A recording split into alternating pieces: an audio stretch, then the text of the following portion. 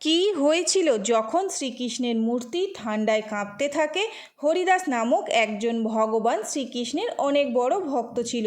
প্রতি বছর তিনি ভগবান শ্রীকৃষ্ণের জন্য একটি সুন্দর বস্ত্র বানিয়ে অর্পণ করতেন। একবার হরিদাস অনেক বেশি গরিব হয়ে পড়ে। তখন তিনি অনেক চিন্তিত ও দুঃখী হয়ে ভাবে যে কিভাবে এবছর শ্রীকৃষ্ণকে বস্ত্র প্রদান করবেন।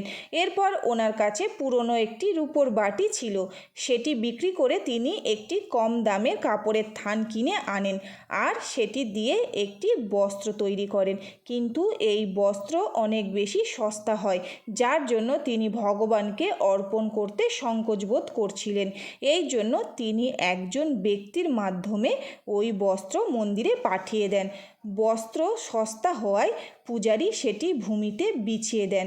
একদিন পূজা করার সময় শ্রীকৃষ্ণের মূর্তি ঠান্ডায় কাঁপতে থাকে। পূজারী হাত দিতেই দেখে মূর্তি পুরো ঠান্ডা হয়ে গেছে। তখন পূজারী তাড়াতাড়ি সুন্দর দামি বস্ত্র এনে মূর্তিতে পরিয়ে দেয়, কিন্তু তারপরেও মূর্তি কাঁপছিল।